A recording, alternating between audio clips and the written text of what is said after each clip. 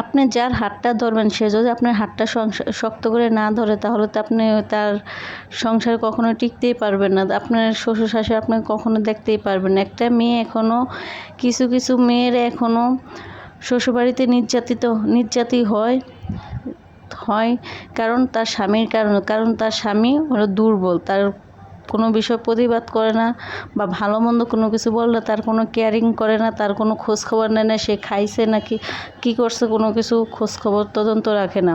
কিন্তু সে ছেলেটা বোঝা দরকার আছে যে মেয়েটা একদিন ভালোবাসে আমাকে হাত ধরে আমার বাড়িতে আসছে। মেয়েটার বয়স যখন 13 তখন ছেলেটাকে ভালোবাসতো।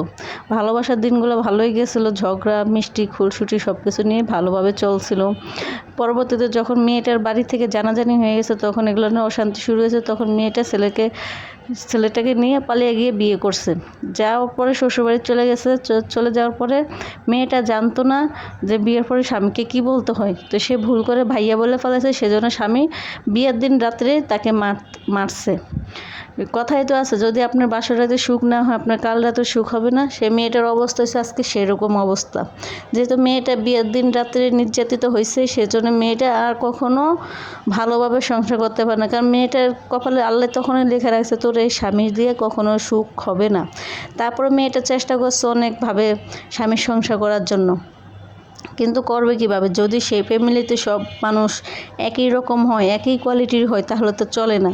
যেরকম তার শ্বশুর যেমন, শাশুড়ি তেমন, ননাস আর দেবর, আর একটা আছে তো স্বামীর কথা তো আর বলার কিছুই নেই। যেহেতু স্বামী ভালো না হলে একটা মেয়ে কখনোই সুখী হতে পারে না। আপনার যদি শ্বশুর শাশুড়ি সব যদি খারাপ হয়, আপনার স্বামী যদি ভালো হয় তাহলে ওই ফ্যামিলিতে আপনি টিকে থাকতে পারেন। কিন্তু আপনার স্বামী যদি আপনার সাথে খারাপ আচরণ করে, শ্বশুর শাশুড়ি যতই ভালো ব্যবহার করুক, আপনি ওখানে কখনো টিকতে পারবেন না। আর যদি সবই খারাপ থাকে তাহলে তার কোনো কথাই নেই। তো মেয়েটা যখনই বিয়ে হয়েছে তখন থেকেই তার শ্বশুরবাড়িতে খুবই তাকে জ্বালাতন করতো, অত্যাচার করতো, খোঁটা দিত যৌতুকের, এটা করছে ওটা করছে, প্রেম করে বিয়ে করছে, এখান থেকে এটা ওই জানতাম আমার ছেলেটা বিয়ে করলে ওটা দিত ওটা দিত। আর মেয়েটার ভাই বোন আসলো অনেকগুলো, সেই জন্য সবসময় বেশি বেশি খোঁটা দিত, তোরা বোনের বেশি তো এই জন্য তোর মা বাপ কিছু দিতে পারে না। আর আমার ছেলেটা যদি আমি দেখে দেখে বিয়ে করতাম তাহলে এগুলো দিতে পারতো। আচ্ছা, এটা কি মেয়েটার দোষ?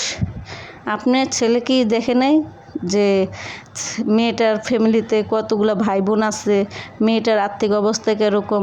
আপনার ছেলে তো জানা শুনে বিয়ে করছে, খালি মেয়েটার দোষ দিলে হবে? আপনার ছেলের কোনো দোষ না। আপনার ছেলে যদি তার সঙ্গ না দিত তাহলে কি সে কখনো আসতে পারতো?